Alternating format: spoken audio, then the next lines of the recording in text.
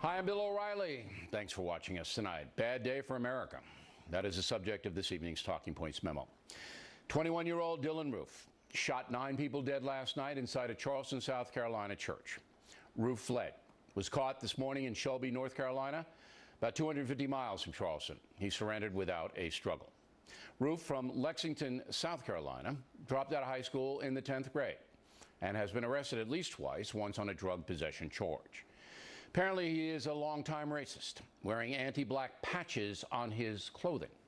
Those who know him say he often made inappropriate statements about African Americans. Police report that Roof entered the historic Emmanuel African Methodist Episcopal Church about 8:15 last night. He watched the prayer meeting that was underway. Shortly after 9, he pulled out a handgun, murdered 9 churchgoers before fleeing. Reports are he reloaded the gun a number of times, saying he had to kill the innocent black people. No question, that was an act of terror. No different than what ISIS and Al-Qaeda does, targeting civilians because of who they are. In this case, skin color seems to be the motivator. This is not a tragedy.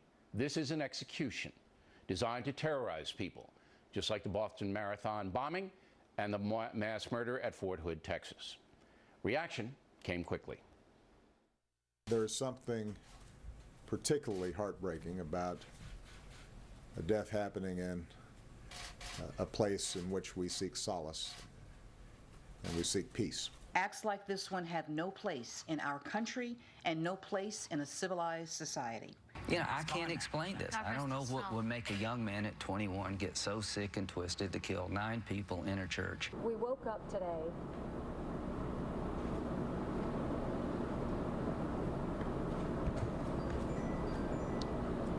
and the heart and soul of South Carolina was broken. Now, terror acts have become sadly common the world over, as thousands of human beings are being slaughtered by insane fanatics. In South Carolina, the victims include the church's pastor, 41-year-old Clementa Pinckney, who was also a state senator, 59-year-old Mira Thompson, who taught Bible study at the church. Another victim, Cynthia Hurd, was a manager in the public library system. Sharonda Coleman Singleton, a speech therapist and girls track coach at Goose Creek High School. Ethel Lance, member of the church for more than 30 years. Susie Jackson, Tawanza Sanders, DePayne Doctor, and Daniel Simmons, also all longtime church members.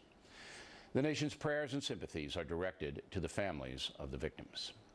Having just finished investigating John Hinckley, who nearly assassinated President Ronald Reagan, I can tell you that troubled people often act out against innocent strangers. Like Dylan Roof, Hinckley gravitated toward racial extremism. At one point, he was expelled from the American Nazi Party for being too violent. That kind of pathology can never be stopped. It has been with us since man began walking the planet. Pundits who say they can prevent individual acts of terror are misleading you. No one can do that. Unfortunately, President Obama strayed into the theoretical today. At some point, we as a country will have to reckon with the fact that this type of mass violence does not happen in other advanced countries.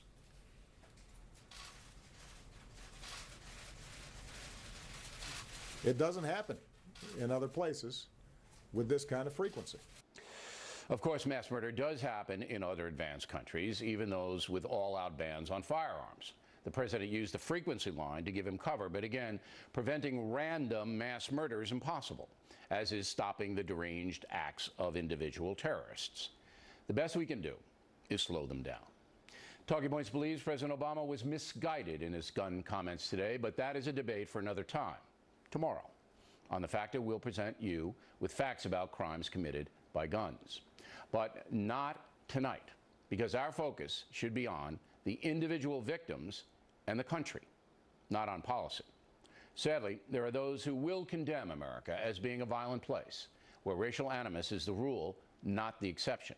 But that is a lie. This is a nation of 320 million people who have freedoms beyond those of most other countries.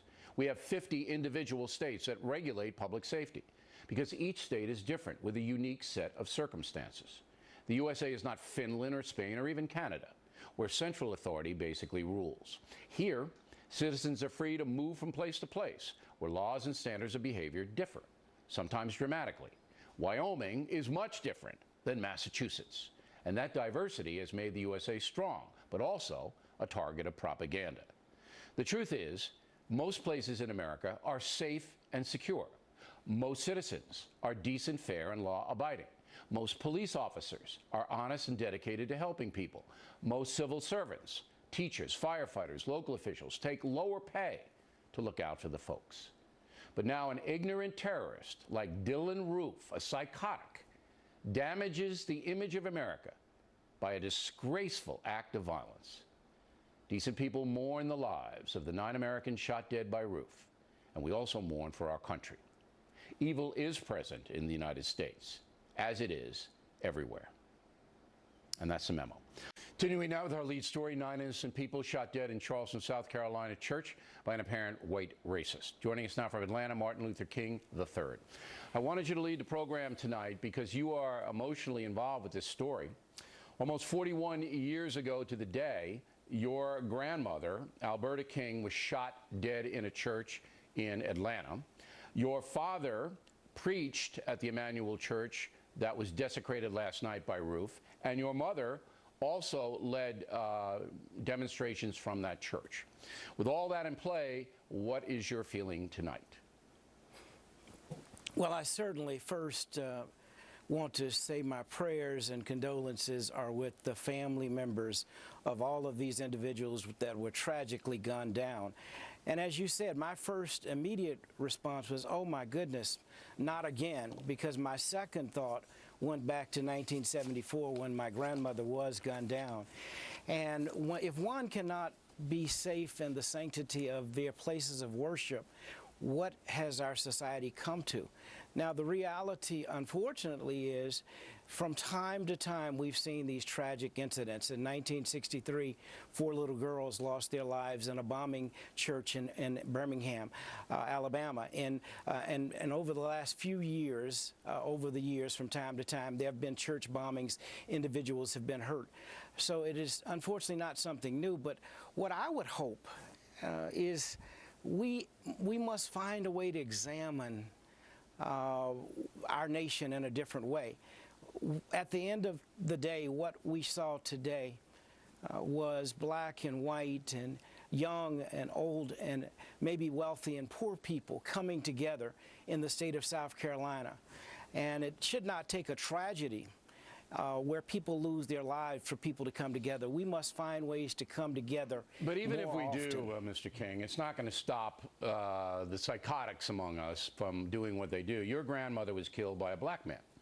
That's correct. Who said, I want to kill Christians, and slain your innocent grandmother who was sitting at a church organ. So what I'm trying to get across tonight to everybody in my talking points and commentary is that this kind of an atrocity, a terrorist act, should unite Americans, as 9/11 did, all right? And we should understand that evil's among us. But there's no amount of legislation is going to stop that evil, all right? Psychotic individuals are going to continue to do evil deeds no matter what the government does. However, you're right, in the mindset of Americans, we have to stop this us against them mentality, which we're seeing now, I think more than we've seen in the past 3 or 4 decades. Go ahead.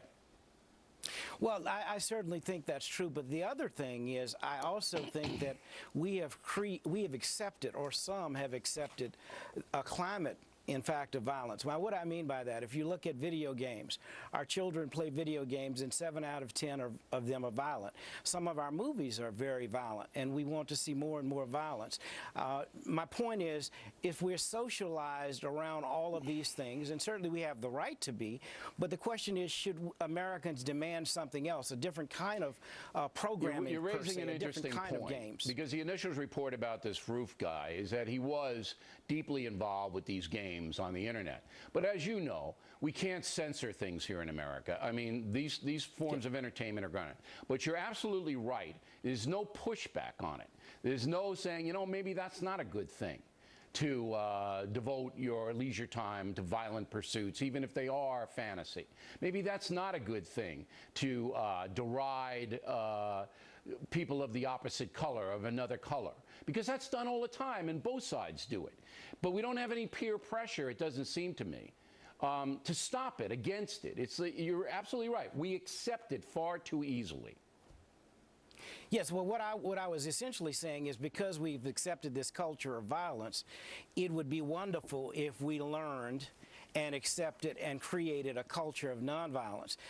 Now, certainly many Americans operate that way every day, but if we as a society said we were committed, we as a nation want to create the climate. My dad called it, and my mom, the beloved community. We're nowhere near there, but I just believe that one day we can get there.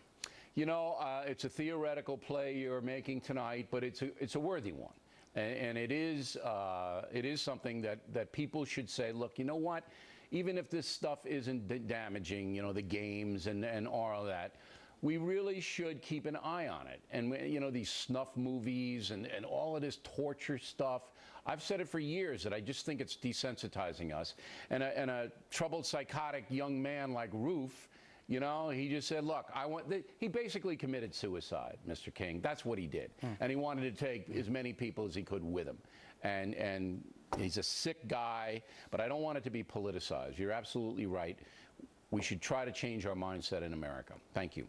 Directly ahead, we will hear